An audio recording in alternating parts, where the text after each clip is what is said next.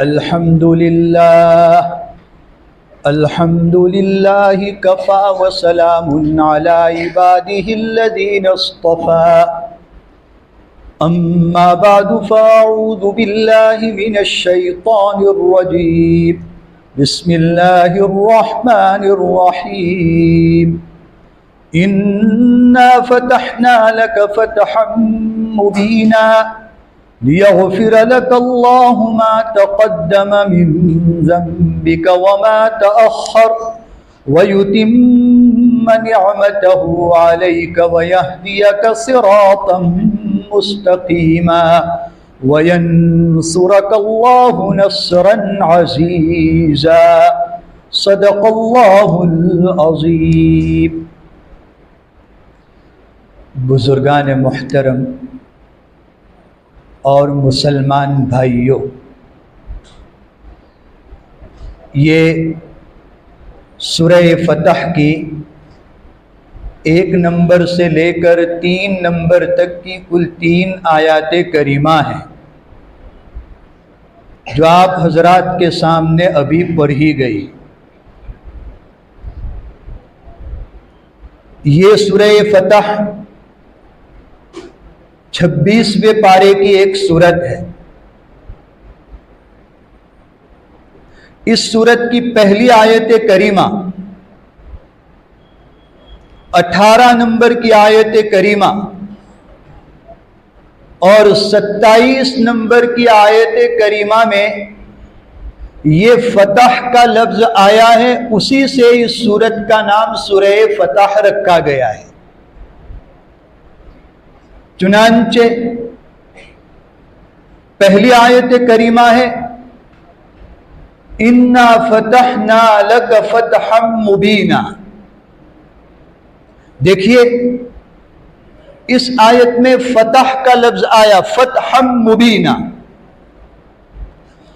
18 number کی آیت کریمہ ہے لَقَدْ رَضِيَ اللَّهُ عَنِ الْمُؤْمِنِينَ إِذْ يُبَايِعُونَكَ تَحْتَ الشَّجَرَةِ فَعَلِمَ مَا فِي قُلُوبِهِمْ فَأَنزَلَ السَّكِينَةَ عَلَيْهِمْ وَأَثَابَهُمْ فَتْحًا قَرِيبًا. یہاں بھی فتح کا لفظ آیا. اور 27 نمبر کی آیت کریمہ ہے لَقَدْ صَدَقَ اللَّهُ رَسُولَهُ الرُّؤْيَا بِالْحَقِّ لَتَدْخُلُنَّ الْمَسْجِدَ الْحَرَامَ إِنْ شَاءَ اللَّهُ آمِنِينَ مُحَلِّقِينَ رُؤُوسَكُمْ وَمُقَصِّرِينَ لَا تَخَافُونَ فَعَلِمَ مَا لَمْ تَعْلَمُوا فَجَعَلَ مِنْ دُونِ ذَلِكَ فَتْحًا قَرِيبًا. یہاں بھی فتح کا لفظ آیا، فتحًا قریبا. تو چونکہ اس سورت کے اندر ان سب جگہوں پر فتح کا لفظ آیا ہے، اسی لیے اس پوری سورت کا نام بھی سورہ فتح رکھ دیا گیا. اس سورت کے 4 رکوع ہیں اور 30 کم 1 29 آیتیں ہیں. اور سورۃ الفتح مدنیۃ، یہ سورہ فتح ایک مدنی سورت ہے. ہم جب قرآن کریم کی تلاوت کرتے ہیں اور کوئی نئی سورت شروع ہوتی ہے تو وہاں اس سورت کے نام کے ساتھ ساتھ کہیں تو یا تو مکیۃ لکھا ہوا ہے کہ یہ سورت مکی ہے، اور کہیں مدنیۃ لکھا ہوا ہوتا ہے کہ یہ سورت مدنی سورت ہے. اس کا کیا مطلب؟ کچھ لوگ تو سمجھتے ہیں کہ کسی سورت کے مکی ہونے کا مطلب یہ ہے کہ یہ سورت مکہ شہر میں اتری، اور کسی سورت کے مدنی ہونے کا مطلب یہ سمجھتے ہیں کہ یہ سورت مدینہ منورہ شہر میں نازل ہوئی. حالانکہ کسی سورت کے مکی اور مدنی ہونے کا یہ مطلب سمجھنا غلط ہے، بالکل صحیح نہیں ہے. مفسرین نے لکھا ہے کہ کسی صورت کے مکی ہونے اور مدنی ہونے کا صحیح مطلب یہ ہے کہ جو آیت یا جو صورت حضرت نبی پاک صلی اللہ علیہ وسلم کے مکۃ المکرمہ سے مدینہ المنورہ کی طرف ہجرت کرنے سے پہلے کے زمانے میں نازل کی گئی ہیں، ان تمام آیتوں کو، ان تمام صورتوں کو مکی کہا جاتا ہے۔ اور جو آیت یا صورت نبی پاک صلی اللہ علیہ وسلم کے ہجرت کرنے کے بعد کے زمانے میں اتاری گئی، ان تمام آیتوں کو، ان تمام صورتوں کو مدنی کہا جاتا ہے۔ اس بات کو ذرا تفصیل کے ساتھ اور کھل کر سمجھیے۔ نبی پاک صلی اللہ علیہ وسلم کی کل حیات طیبہ، پوری مبارک زندگی 63 سال کی ہے۔ آپ صلی اللہ علیہ وسلم کی 63 سالہ اس پوری زندگی کو ہم 3 حصوں میں تقسیم کر سکتے ہیں، 3 حصوں میں ڈیوائیڈ کر سکتے ہیں۔ چنانچہ نبی پاک صلی اللہ علیہ وسلم کی مبارک زندگی کا ایک حصہ تو وہ ہے جس میں نبی پاک صلی اللہ علیہ وسلم کو ابھی نبوت سے سرفراز نہیں کیا گیا تھا، آپ کو ابھی نبی نہیں بنایا گیا تھا، اور آپ صلی اللہ علیہ وسلم کی زندگی کا یہ حصہ آپ کے پیدا ہونے سے لے کر 40 سال کی عمر ہونے تک کا زمانہ ہے۔ پیدائش سے لے کر عمر شریف 40 سال کی ہونے تک کی مدت وہ مدت ہے جس میں آپ صلی اللہ علیہ وسلم ابھی نبی نہیں بنے تھے۔ اللہ رب العزت کی طرف سے وحی کے اترنے کا، قرآن کریم کے نازل ہونے کا سلسلہ شروع نہیں کیا گیا تھا۔ یہ 40 سال آپ صلی اللہ علیہ وسلم منصب رسالت پر فائز نہیں تھے۔ ایک حصہ تو یہ۔ پھر جب آپ صلی اللہ علیہ وسلم کی عمر شریف 40 سال ہو گئی تو اللہ رب العزت کی طرف سے آپ صلی اللہ علیہ وسلم کی ذات اطہر پر نزول وحی کا، قرآن کریم کے اترنے کا سلسلہ شروع ہوا، اور یہیں سے آپ صلی اللہ علیہ وسلم نبی بنے، یہیں سے آپ صلی اللہ علیہ وسلم منصب رسالت پر فائز ہوئے۔ اور یہاں 40 سال کی عمر ہونے سے لے کر 63 سال کی عمر میں وفات ہونے تک اللہ رب العزت کی طرف سے آپ صلی اللہ علیہ وسلم کی ذات اقدس پر موقع بموقع پورے 23 سال قرآن اترتا رہا۔ یہ 23 سالہ زمانہ 40 سال کی عمر ہونے سے لے کر 63 سال کی عمر میں وفات ہونے تک یہ آپ صلی اللہ علیہ وسلم کی زندگی کا دور نبوت کہلاتا ہے، زمانے رسالت کہلاتا ہے۔ نبی پاک صلی اللہ علیہ وسلم کی زندگی کے اس دور نبوت کو 2 حصوں میں تقسیم کیا گیا ہے، ایک تو مکی دور نبوت اور دوسرا حصہ مدنی دور نبوت۔ 40 سال کی عمر میں جب آپ صلی اللہ علیہ وسلم کو نبی بنایا گیا، وحی اترنے کا سلسلہ شروع ہوا، وہاں سے لے کر 53 سال کی عمر ہونے تک آپ صلی اللہ علیہ وسلم مکہ میں رہے۔ یہ کل 13 سال آپ صلی اللہ علیہ وسلم نے مکہ میں گزارے اور مکہ والوں کو دین کی دعوت دیتے رہے، ان پر محنت کرتے رہے، ان کو اللہ کی وحدانیت کی دعوت دیتے رہے اور شرک سے انہیں روکتے رہے۔ پھر 53 سال کی عمر شریف ہو گئی تو نبی پاک صلی اللہ علیہ وسلم نے مکۃ المکرمہ چھوڑ کر ہجرت فرماتے ہوئے مدینہ المنورہ تشریف لے گئے۔ یہ جو 13 سال نبی پاک صلی اللہ علیہ وسلم نے نبی بننے کے بعد مکہ میں گزارے، 40 سال کی عمر ہونے سے لے کر 53 سال کی عمر ہونے تک، یہ 13 سالہ زمانہ نبی پاک صلی اللہ علیہ وسلم کا مکی دور نبوت کہلاتا ہے۔ اس مکی دور نبوت میں نبی پاک صلی اللہ علیہ وسلم کے اوپر جتنی بھی صورتیں اتاری گئی، جتنی بھی آیتیں نازل کی گئی، ان تمام صورتوں اور آیتوں کو مکی کہا جاتا ہے۔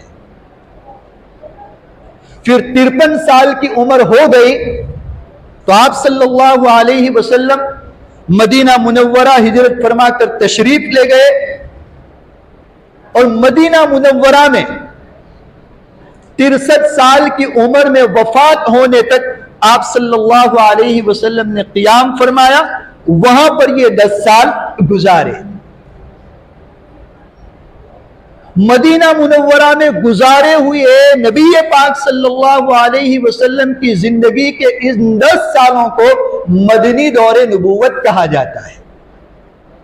اور اس مدنی دور نبوت میں نبی پاک صلی اللہ علیہ وسلم کی ذات اقدس پر جتنی بھی صورتیں اور جتنی بھی آیتیں اتاری گئی، ان کو مدنی آیات یا مدنی صورتیں کہا جاتا ہے، چاہے پھر وہ آیت مدینہ شہر میں رہتے ہوئے اتاری گئی ہو یا مدینہ شہر کے باہر، جب آپ صلی اللہ علیہ وسلم مختلف مقاصد کے لیے، کبھی غزوے کے لیے، جنگ کے لیے، کبھی کسی اور مقصد سے تشریف لے گئے اور اس سفر کی حالت میں اتاری گئی ہو، ان صورتوں کو بھی، ان آیتوں کو بھی مدنی کہا جاتا ہے۔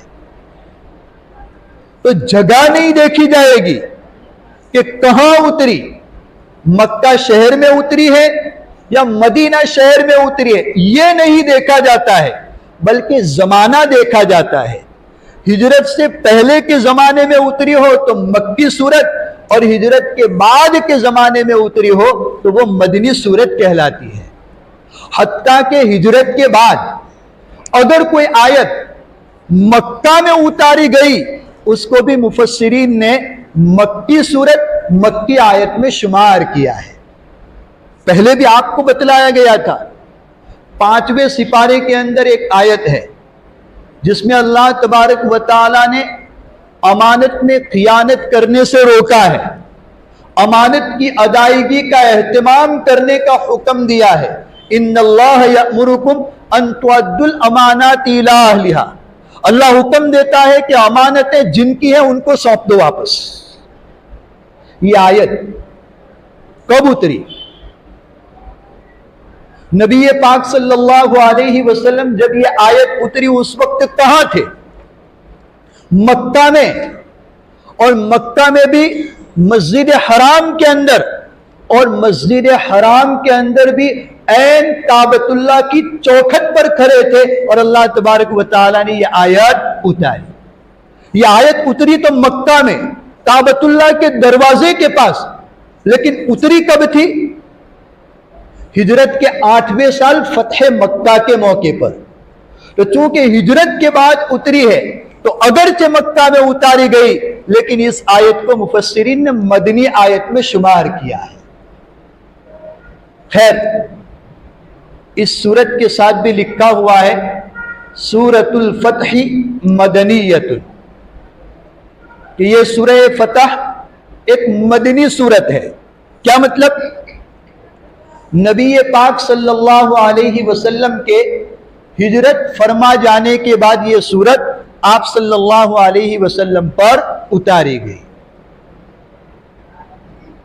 یہ سورت ہجرت کے 6 سال اس وقت اتاری گئی جب نبی پاک صلی اللہ علیہ وسلم حدیبیہ میں مکہ کے کافروں کے ساتھ ایک تاریخی صلح کرنے کے بعد واپس مدینہ تشریف لے جا رہے تھے۔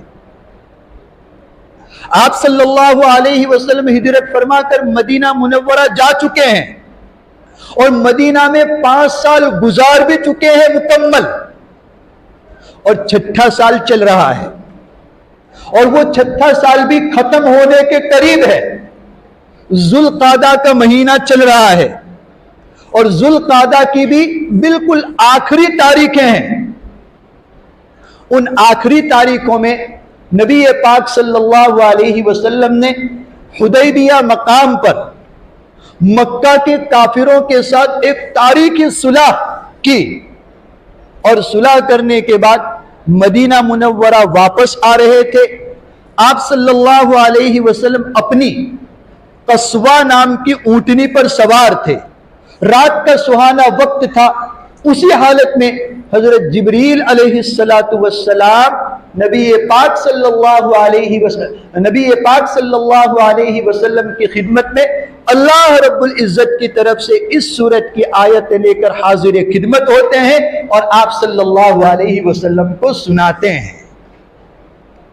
جب یہ سورت اتری، اس وقت حضرت عمر رضی اللہ تعالی عنہ کا ایک عجیب و غریب واقعہ بخاری شریف اور دوسری حدیث کی کتابوں میں موجود ہے۔ آگے جب موقع آئے گا تو آپ کے سامنے بیان ہوگا۔ خیر، یہاں تو بتلانا صرف یہ مقصود ہے کہ یہ سورت صلح حدیبیہ کے بعد ہجرت کے 6 سال اللہ تبارک و تعالی نے نازل فرمائی، اور تقریباً یہ پوری سورت اللہ تبارک و تعالی نے حدیبیہ کی صلح کے پس منظر میں اس کے تناظر میں نازل فرمائی ہے۔ اس سورت میں اللہ نے جو باتیں بتلائی ہے، اس سورت میں اللہ نے جن واقعات کا ذکر کیا ہے، اور جو احوال مذکور ہے اس سورت کے اندر، تقریباً زیادہ تر احوال، واقعات اور باتوں کا تعلق حدیبیہ کی صلح کے ساتھ ہی ہے۔ اس لیے اگر اس سورت کو سمجھنا ہے تو حدیبیہ کی صلح کے واقعے کو سمجھنا پڑے گا۔ موقع بموقع اس سورت کی آیتوں میں صلح حدیبیہ کے موقع پر جو واقعات پیش آئے تھے، ان واقعات کا حوالہ آیتوں میں دیا گیا ہے۔ اور یاد رکھیے، نبی پاک صلی اللہ علیہ وسلم کی ذات اقدس سے تعلق رکھنے والی، یا آپ صلی اللہ علیہ وسلم کی زندگی کے ساتھ تعلق رکھنے والی کسی بھی چیز کا ذکر کرنا اور اس کو سننا ہمارے لیے باعث خیر ہی ہوتا ہے۔ اسی لیے تو آپ حدیث کی کتابوں کو دیکھیں گے تو پتہ چلے گا کہ حضرات محدثین نے آپ صلی اللہ علیہ وسلم کے زندگی سے، آپ کی ذات سے تعلق رکھنے والی کیسی کیسی چیزوں کا ذکر کیا ہے۔ آپ کی تلواریں کتنی تھی اور نام کیا تھے، آپ کے جانور سواری کے اونٹ گھوڑے کتنے تھے اور ان کے نام کیا تھے، آپ صلی اللہ علیہ وسلم جس کٹورے میں پانی پیتے تھے وہ کیسا تھا اور اس کا نام کیا تھا۔ یہ سب چیزیں بھی حضرات صحابہ نے ضبط کی، محفوظ کی، اور محفوظ کر کے ہم تک پہنچائی۔ اسی لیے تو حضرت شیخ الحدیث مولانا زکریا نور اللہ مرقدہ نے ایک عجیب بات لکھی ہے کہ حضرات صحابہ کے اس امت کے اوپر بڑا احسان ہے کہ حضرات صحابہ نے نبی پاک صلی اللہ علیہ وسلم کے سے تعلق رکھنے والی ایسی ایسی چیزوں کو یاد کر کے امت تک پہنچایا کہ اگر کوئی آدمی نبی پاک صلی اللہ علیہ وسلم کا عاشق ہے اور سچا عاشق ہے، محبت رکھنے والا ہے اور سچی محبت رکھنے والا ہے، اور ایسا عاشق ہے جس نے کبھی اپنے معشوق کا دیدار نہیں کیا، ایسا محب ہے جس نے کبھی اپنے محبوب کو دیکھا نہیں، وہ دیکھنا چاہتا ہے، تو وہ نبی پاک صلی اللہ علیہ وسلم کے بارے میں حدیث کی کتابوں میں جو باتیں بیان کی گئی ہے ان باتوں کا مطالعہ کر لے، ان باتوں کو پڑھ لے، تو اس کو احساس ہوگا گویا کہ وہ اپنے محبوب کو اپنی آنکھوں سے دیکھ رہا ہے، اس کو ایسا لگے گا کہ اپنے معشوق کا دیدار کر رہا ہے۔ ایسی نبی پاک صلی اللہ علیہ وسلم کی زندگی سے تعلق رکھنے والی جن باتوں کو ہم معمولی سمجھتے ہیں، ایسی ایسی باتوں کو بھی حضرات محدثین نے محفوظ کر کے امت تک پہنچایا ہے۔ اسی لیے کہ نبی پاک صلی اللہ علیہ وسلم کی زندگی سے تعلق رکھنے والی کسی بھی چیز کا ذکر کرنا، اس کو بیان کرنا، اس کو سننا ہمارے لیے برکت سے اور ثواب سے خالی ہوتا نہیں ہے۔ اور یہ حدیبیہ کا سفر جو آپ نے کیا تھا اور حدیبیہ کی صلح جو آپ نے مکہ کے کافروں کے ساتھ کی تھی، یہ تو آپ کی سیرت کا ایک عظیم واقعہ ہے، اور یوں کہا جا سکتا ہے کہ یہ ایک انقلابی واقعہ ہے۔ نبی پاک صلی اللہ علیہ وسلم نے جو صلح فرمائی تھی مکہ کے کافروں کے ساتھ، وہ سیرت کے اندر، تاریخ کے اندر ایک انقلابی صلح کی حیثیت رکھتی ہے۔ اسی لیے تو لکھتے ہیں لکھنے والے کہ نبی پاک صلی اللہ علیہ وسلم کی زندگی کا یہ ایک انقلابی واقعہ ہے۔ کیا ہے وہ واقعہ؟ حضرات دیکھیے، ایک بات اور سمجھیے کہ صلح حدیبیہ کے واقعے کو جس طرح مورخین نے، تاریخ لکھنے والوں نے اپنی تاریخ کی کتابوں میں بیان کیا ہے، سیرت نگاروں نے اپنی سیرت کی کتابوں میں ذکر کیا ہے، حضرات مفسرین نے بھی بڑی تفصیل کے ساتھ اس واقعے کو تفسیر کی کتابوں میں لکھا ہے۔ کیوں؟ یہی وجہ ہے، وجہ یہی ہے کہ سورہ فتح کے نازل ہونے کا سبب یہی صلح حدیبیہ ہے۔ چنانچہ ماضی قریب کے مفسر قاضی ثناء اللہ پانی پتی رحمت اللہ علیہ نے اپنی تفسیر کے اندر صلح حدیبیہ کے واقعے کو 18 صفحوں کے اندر تفصیل کے ساتھ بیان کیا ہے۔ اور ان کے بعد معارف القرآن کے اندر حضرت مفتی محمد شفیع صاحب عثمانی رحمت اللہ علیہ نے کچھ اجزاء کو حذف کر کے، اس واقعے کے کچھ حصے کو حذف کر کے 10 یا 12 صفحوں کے اندر لکھا ہے۔ اور میں نے کوشش کی ہے کہ مختصر سے مختصر انداز میں اس واقعے کی ضروری اجزاء آپ حضرات کے سامنے آ جائے تاکہ اس صورت کو سمجھنا آپ کے لیے آسان ہو جائے۔ جیسے کہ بتلایا کہ ہجرت کا 6واں سال چل رہا ہے، اور اس سال سے پہلے سن 2 ہجری میں ہجرت کے دوسرے ہی سال مکہ کے کافروں اور مسلمانوں کے درمیان حق و باطل کا فیصلہ کرنے والی ایک فیصلہ کن جنگ ہو چکی تھی، جنگ بدر۔ جنگ بدر میں مسلمانوں کے پاس لڑائی جیتنے کے جو ظاہری اسباب ہیں، ان ظاہری اسباب کی کمی ہونے کے باوجود کہ فوجی اور سپاہی بھی کم تھے، جنگ اور لڑائی کے ہتھیار تیر تلوار نیزے بھی کم تھے، لڑائی کی سواریاں گھوڑے اونٹ کھچر یہ بھی کم تھے، اور سب سے بڑی بات کہ میدان جنگ میں جو جگہ ملی پڑاؤ ڈالنے کے لیے مسلمانوں کو، وہ بھی جنگ اور لڑائی کے مناسب نہیں تھی۔ تو لڑائی اور جنگ کو جیتنے کے لیے جو ظاہری اسباب ہے، ان تمام ظاہری اسباب کی قلت کے باوجود اللہ رب العزت نے اپنی غیبی مدد فرما کر اسلام اور مسلمانوں کو میدان بدر میں ایک شاندار جیت اور فتح عطا فرمائی۔ اس کے بعد ہجرت کے 3 سال احد کی جنگ ہوئی۔ احد کی اس جنگ میں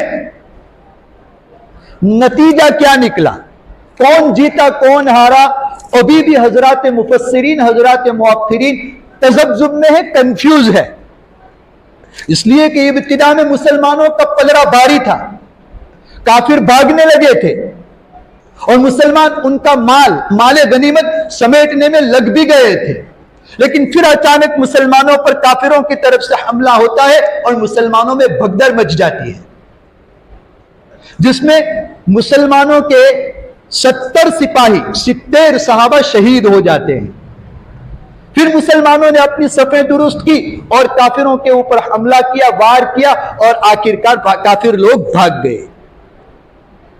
اس لیے آج بھی مورخین نے یہ بات نہیں لکھی کہ احد کی جنگ کس نے جیتی، اس لیے ہم یوں کہہ سکتے ہیں کہ احد کی جنگ تقریباً دونوں کے درمیان برابر رہی، اور درمیان میں ان سالوں کے اندر چھوٹی موٹی جھڑپیں ہوتی رہی. پھر ہجرت کے 5ویں سال مکہ کے کافروں کے ساتھ ایک زبردست لڑائی جس کو ہم خندق کی لڑائی کہتے ہیں وہ ہجرت کے 5ویں سال ہوئی. اور نبی پاک صلی اللہ علیہ وسلم کی جنگوں میں آپ نے جو لڑائیاں لڑی مکہ کے کافروں کے ساتھ، آپ نے جو غزوات کیے دشمنوں کے ساتھ، ان تمام میں خندق کی لڑائی بڑی ہی اہمیت کے حامل ہے. اس لیے کہ اسی موقع پر اللہ رب العزت کی طرف سے مسلمانوں کا جو امتحان و آزمائش چل رہا تھا، اللہ رب العزت کی طرف سے مسلمانوں کے اوپر برے حالات چل رہے تھے اور مسلمانوں کا امتحان لیا جا رہا تھا، اس کا خاتمہ ہوتا ہے. اب تک مکی زندگی کے 13 سال میں بھی اور مدنی زندگی کے ابتدائی 5 سالوں کے اندر بھی مسلمان دفاعی پوزیشن میں تھے، مظلومانہ زندگی گزار رہے تھے، ستائے جا رہے تھے، وطن سے بے وطن کر دیے گئے. لیکن غزوہ خندق کے ختم ہونے پر اللہ رب العزت کی طرف سے جو امتحان تھا مسلمانوں کا، جو آزمائش تھی ان کے لیے، جو برے حالات تھے ان کے لیے، وہ دور ختم ہو رہا تھا، وہ امتحان ختم ہو رہا تھا. اور اس امتحان میں حضرات صحابہ پاس ہو چکے تھے. چنانچہ جب خندق کی لڑائی میں اللہ نے مسلمانوں کو فتح عطا فرمائی کہ ایک آندھی آئی، تیز ہوا چلی جس نے کافروں کے خیمے اکھیڑ دیے، چولہوں کے اوپر جو کھانا پکانے کے لیے دیگیں چڑھائی تھی وہ الٹ گئی، جو آگ جلائی تھی وہ بجھ گئی. اور سب سے بڑھ کر بات یہ ہوئی کہ کافروں میں آپس میں مختلف قبائل میں جو الائنس تھا، گٹھ بندھن تھا، اللہ رب العزت نے حالات ایسے بنا دیے کہ ان کا یہ الائنس گٹھ بندھن ٹوٹ گیا اور ان کے درمیان آپس میں پھوٹ پڑ گئی. آپ نے سنا ہوگا خندق کے واقعے میں کہ اس سے پہلے کی لڑائیوں میں صرف مکہ کے کافر قریش مقابلے کے لیے آتے تھے. چنانچہ بدر کی لڑائی میں ابو جہل مکہ سے کافروں کا لشکر لے کر آیا تھا. احد کے اندر ابو سفیان مدینہ کے اوپر حملہ آور ہوا تھا، اس میں بھی صرف مکہ کے کافر تھے. اور جو چھوٹی موٹی جنگیں ہوئی اس میں بھی مقابلے کے اندر صرف مکہ کے کافر یعنی قریش تھے.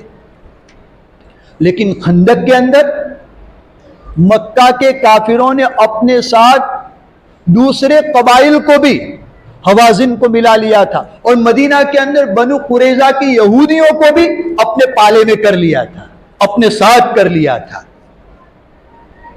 تو آپس میں کافروں میں، یہودیوں میں ایک الائنس اور گٹھ بندھن جیسی صورت بن گئی تھی مسلمانوں کا مقابلہ کرنے کے لیے. لیکن اللہ نے مدد فرما کر حالات ایسے پیدا کر دیے کہ ان کا یہ الائنس ٹوٹ گیا، گٹھ بندھن ختم ہو گیا اور ان کے درمیان آپس میں پھوٹ پڑ گئی.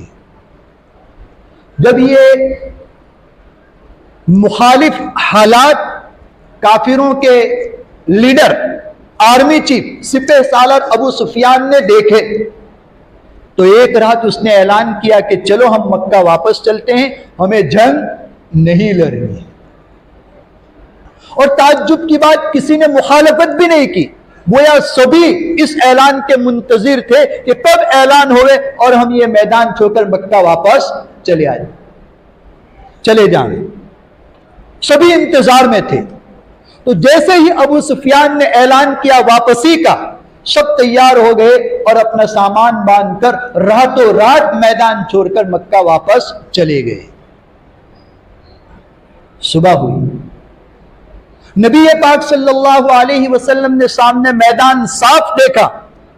اس موقع پر آپ صلی اللہ علیہ وسلم نے فرمایا الآن نغزوہم ولا یغزوننا.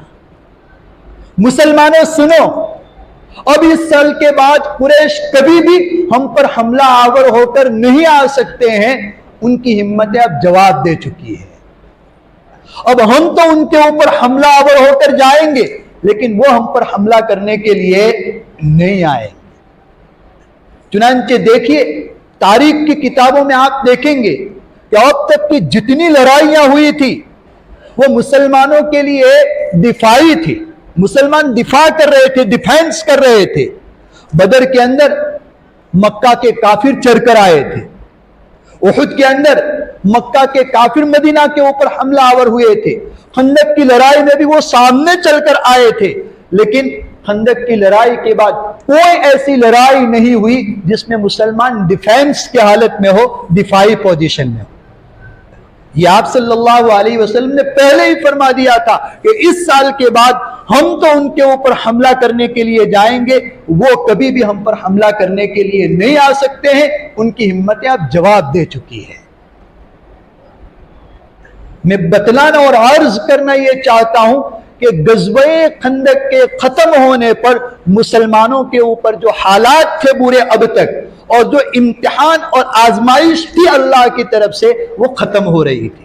چنانچہ اسی زمانے میں 28ویں پارے کی سورہ صف کی چند آیتیں نازل ہوتی ہیں، جس میں اللہ رب العزت نے مسلمانوں کو ایک خوشخبری سنائی، وَأُخْرَى تُحِبُّونَهَا نَصْرٌ مِّنَ اللَّهِ وَفَتْحٌ قَرِيبٌ، اور ایک چیز جو اے مسلمانوں تم کو بڑی پسند ہے، جو تم کو بڑی بھاتی ہے، بڑی عزیز اور پیاری ہے، جس چیز کو تم پسند کرتے ہو، کیا ہے وہ چیز؟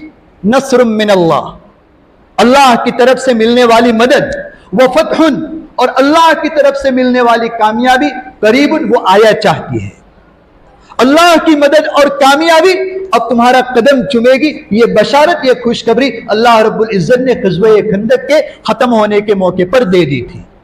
مفسرین نے لکھا ہے وفتح قریب کے اندر اشارہ تھا حدیبیہ کی صلح کی طرف۔ چنانچہ اس کے اگلے ہی سال، ہجرت کے 6 سال، نبی پاک صلی اللہ علیہ وسلم نے ایک خواب دیکھا۔ خواب کیا دیکھا؟ نبی پاک صلی اللہ علیہ وسلم نے دیکھا کہ خود آپ صلی اللہ علیہ وسلم اور آپ کے صحابہ کی ایک بڑی جماعت احرام کی حالت میں ہے، احرام کی حالت میں عمرہ کے قصد سے مکہ پہنچے، بیت اللہ کی زیارت کی، صفا مروہ کے درمیان سعی کی، عمرہ کے افعال ادا کرنے کے بعد کچھ صحابہ نے حلق کروایا، اپنے سر کو پورا منڈوایا، وہ مقصرین، اور کچھ حضرات صحابہ نے اپنے سروں کا قصر کیا، یعنی صرف بال کٹوائے۔ نبی کا خواب تھا، اور نبی کا خواب بالکل حقیقت اور سچا ہوتا ہے، اس میں نفسانی اور شیطانی وسوسے کا بالکل دخل نہیں ہوتا ہے۔ اس لیے نبی پاک صلی اللہ علیہ وسلم سمجھ گئے تھے کہ اللہ رب العزت کی طرف سے عمرہ کی سعادت ملنے کا اشارہ ہے۔ جس طرح نبی کو وحی بھیج کر کوئی حکم دیا جاتا ہے، اس پر عمل کرنا ضروری ہوتا ہے، وہ اللہ کا حکم ہوتا ہے، اسی طرح خواب میں جو بات بتلائی جاتی ہے وہ بھی اللہ کی طرف سے کوئی اشارہ ہوتا ہے۔ چنانچہ وہ بھی تو نبی کا خواب تھا، جس خواب کی وجہ سے حضرت ابراہیم علیہ السلام اپنے لخت جگر کو، اپنے بیٹے کو قربان کرنے کے لیے تیار ہو گئے تھے۔ یہ بھی نبی پاک صلی اللہ علیہ وسلم کا خواب تھا، اس لیے جو دیکھا ویسا ہونا یقینی تھا۔ آپ صلی اللہ علیہ وسلم سمجھ گئے تھے کہ اب ہمیں اللہ تبارک و تعالیٰ کی طرف سے عمرہ کی سعادت نصیب ہونے والی ہے، عمرہ کا موقع ملنے والا ہے۔ نبی پاک صلی اللہ علیہ وسلم نے اپنا یہ خواب حضرات صحابہ کے سامنے بیان کیا۔ اس خواب کو سننے پر حضرات صحابہ کا رد عمل کیا تھا، انشاءاللہ اس بات کو آئندہ کل سنیں گے۔ اللہ ہم سبوں کو اس واقعے کے اندر جو باتیں آج سنی اس پر عمل کی توفیق عطا فرمائے۔